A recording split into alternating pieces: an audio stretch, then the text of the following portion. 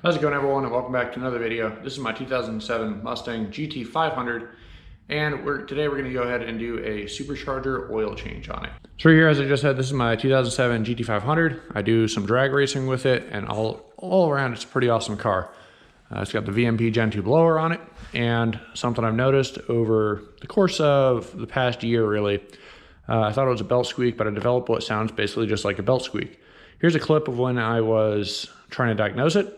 And I'll throw that in real quick. It was on my phone, so sorry for the poor quality. Can you hear that, or is it me?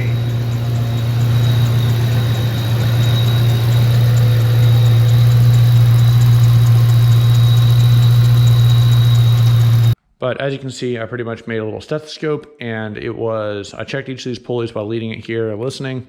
Didn't hear anything from here or any of those lower pulleys. I replaced two of them earlier this year in previous videos.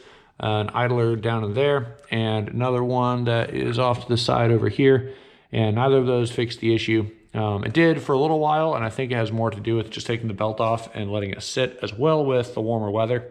But now it's getting cold again, I'm starting to notice the belt squeak again, so it's not good. Anyway, on these superchargers, and I really wasn't aware of this, I never looked into it, so had I known earlier, I may have done something about it, but I didn't. They actually do take a little bit of oil. So it's just gear oil that goes into this little bolt right here. So we'll go ahead and go through this whole process in a minute. But there are two big gears that sit right here, and they drive the two impellers for the supercharger. So stuff I'm going to use right here is just AC Delco, and this is the part number. Ford Motorcraft makes some as well, and I was reading into it a little bit. You can use either one. The Ford stuff is about 40 bucks for 4 ounces, and this is about 11 bucks for 4 ounces. So again, it's basically supercharger oil, the Magnum TVS. When you go on their site, it covers all of them, and the same companies make superchargers for both these vehicles.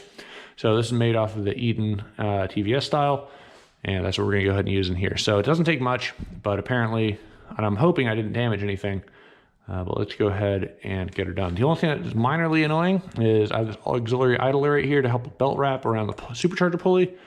Did not really notice that this was here when I was looking before. So to get to this bolt back here, it could create a clearance issue. So we'll see if we can do it without removing this idler, but I'm not exactly holding out hope. We'll see what we can do. I don't think I can reach anything through there, so we'll find out in a minute. All right, so I was able to find using a little bit like this, just for clearance purposes, so I can get it on there.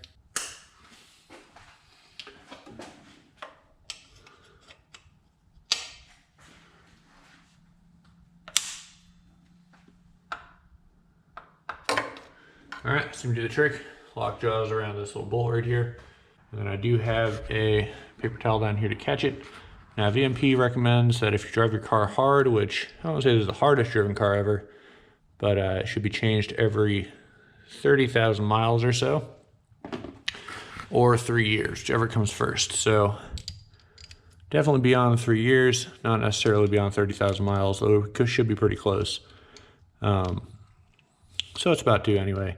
My only concern while I'm doing this is I do not want to have any bearing issues. So I'm a little bit worried if I have a squeak that's developing that it could be a bearing, but let's hope for the best.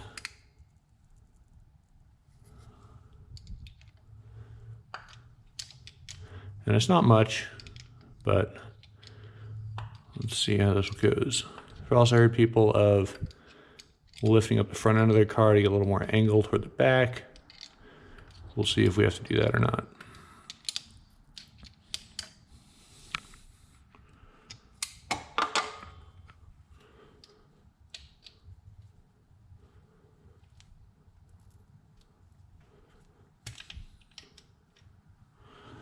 All right, nothing came out.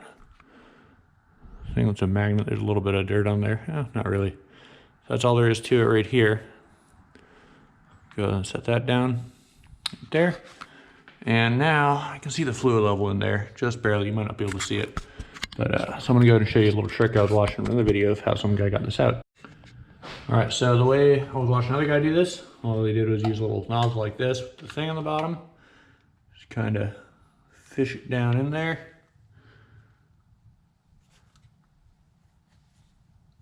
There we go. Definitely a little tight.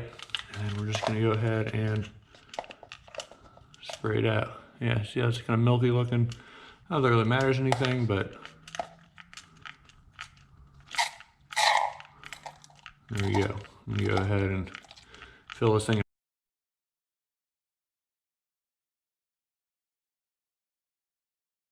All right, so I went ahead and poured it out just to see how close we were for what the old stuff was. This is all of it, by the way.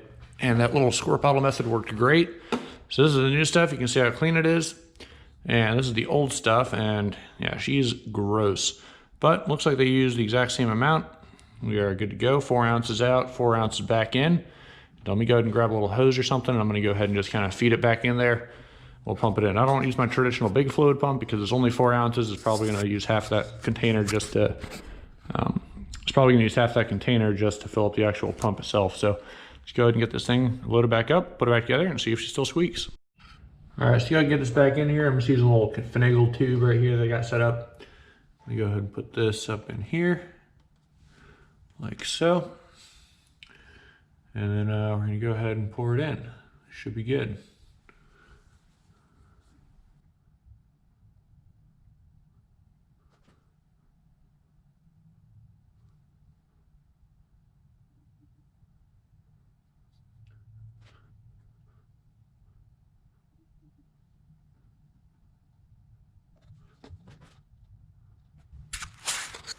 All right, we're just getting a little bit of last of it in there. And we should be good to go.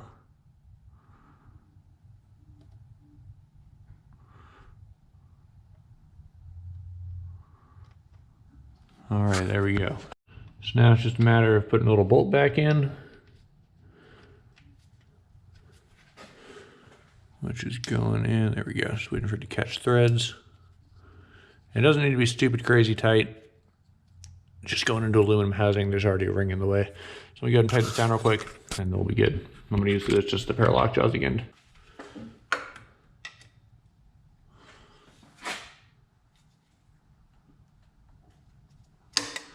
All right, and we're good. Let's pull this out of here. Wipe off our supercharger, and we're good to go. So let's go and start it up. See if it's still squeaking. All right, here it goes. Always gotta check.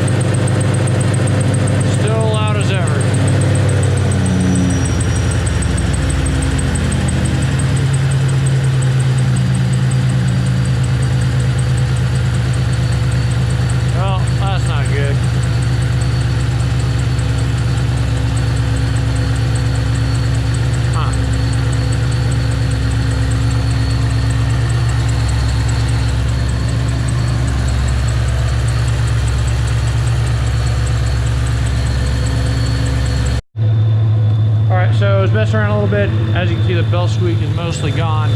I did take off this pulley, mess around. I don't think it's a pulley. The bearing felt fine. Put it back on, still squeaking. So I actually think it might be the belt. This thing has been on here for a couple years now.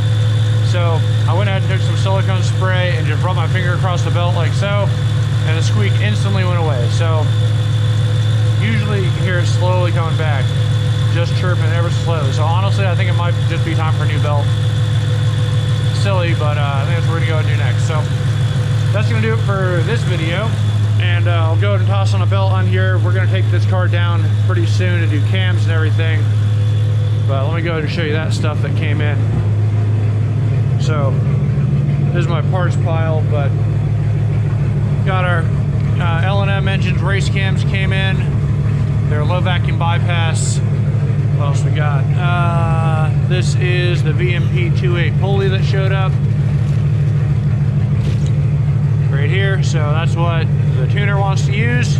I did talk with the tuner, and this is part stuff for the motor, but we're not going to use most of this. The one thing we are using is this guy right here. This is a billet MMR billet crank gear, so we'll be using that. And then a Ford OEM timing set. And man, it sounds pretty saucy.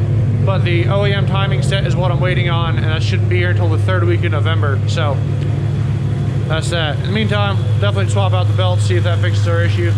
Like I said, it is quiet now, so in all honesty, it either could be the heat that made it go away, or it's the belt itself might just be old. Again, I haven't replaced this thing in like 3 or 4 years now, so very possible that's what's going on. But that's gonna go ahead and do it for today's video. So appreciate you guys watching. As far as the supercharger oil is concerned, definitely worth changing. I did not realize it'd be that nasty, and I want to keep this thing as happy and healthy as long as possible. And something dumb like an $11 case of oil, you probably just want to change it out if you haven't done it in a while. So that's that. And like I was saying, thanks for watching. See you guys in the next video.